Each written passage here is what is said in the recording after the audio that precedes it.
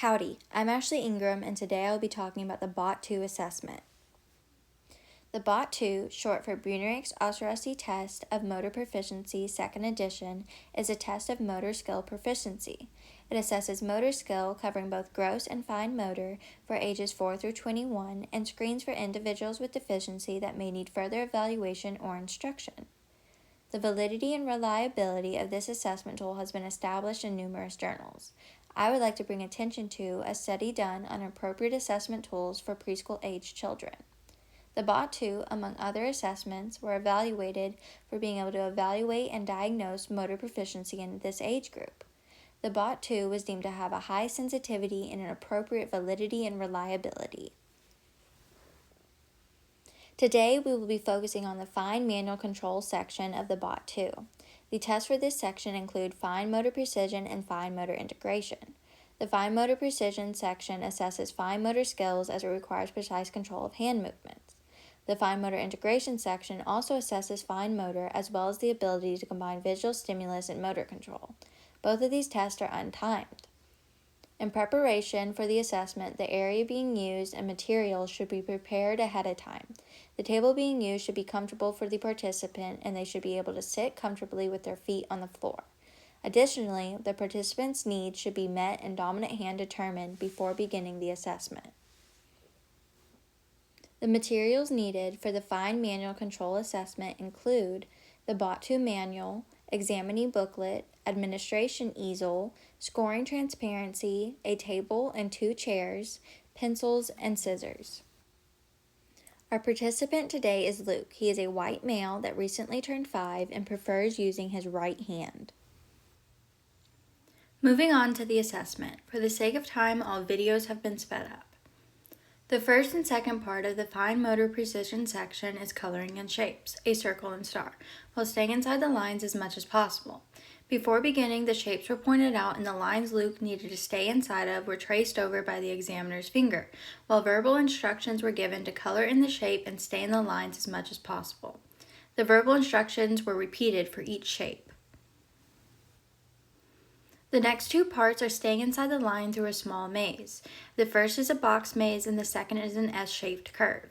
Before beginning each maze, Luke was given verbal instructions to draw a line from the car to the house and stay inside the lines to the best of his ability while the examiner demonstrated with their finger.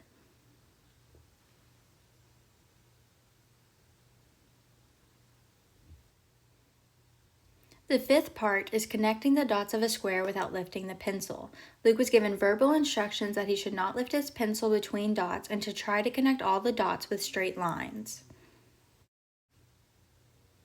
The 6th and final part of the fine motor precision test are folding a piece of paper and cutting out a circle respectively. Videos were not included for this section as it took quite some time for these tasks to be completed. For the 6th part, folding a piece of paper, Luke was shown an example on how to fold the paper and verbally instructed to fold on the line to the best of his ability. The red dotted lines show where he folded. For the 7th part, cutting out a circle with scissors, Luke was reminded of scissor safety and verbally instructed to try to stay on the line and cut the circle out while the circle was traced over by the examiner's finger. For the fine motor integration section, Luke was asked to look at shapes in the top boxes, a circle and square, overlapping circles and a curved line, a triangle and diamond, and lastly a star and overlapping pencils, then asked to draw them just the same in the empty bottom box. Before beginning, Luke was given verbal instructions to draw the shape seen in the top box just the same in the bottom box. Instructions were repeated for each shape. For the final part, the star and overlapping pencils, Luke was running out of patience, so while that part of the assessment was completed, it was not videoed. The fine manual control assessment results were as follows. Fine motor precision, total point score 12, scale score 10. Fine motor integration, total point score 5, scale score 8. For the overall fine manual control section, Luke received a total scale score of 18 and a standard score of 36. With a 90% confidence interval, Luke was placed in the 8th percentile. Overall, Luke scored below average for his age group and gender. Since Luke placed in the 8th percentile and below average for his fine manual control skills, recommendations for practice and improvement include many activities. For development of fine motor precision, activities including stringing beads, moving pegs on a pegboard, and using a syringe or eyedropper to drop colored dots on a piece of paper to make art will encourage development of fine hand-eye precision as it requires precise movements. To strengthen scissor skills, continuing use of scissors, practicing cutting out different shapes and on different lines. Another activity is sorting small items with tweezers or tongs. Both of these activities will help develop grip and precision. Additionally, to strengthen hands, playing with Play-Doh or clay is recommended. Lastly, to encourage growth between visual stimuli and motor control, activities such as connecting dots, drawing mazes, making shapes with pipe cleaners after being shown a shape, and drawing objects or items around them, such as drawing leaves outside. These activities encourage development as they require looking at a stimulus and combining motor skills to achieve an outcome.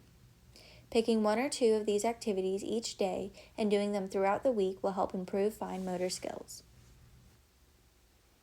The references throughout this presentation are listed here. I'd like to thank you for watching and hope you found the BOT2 as interesting as I did.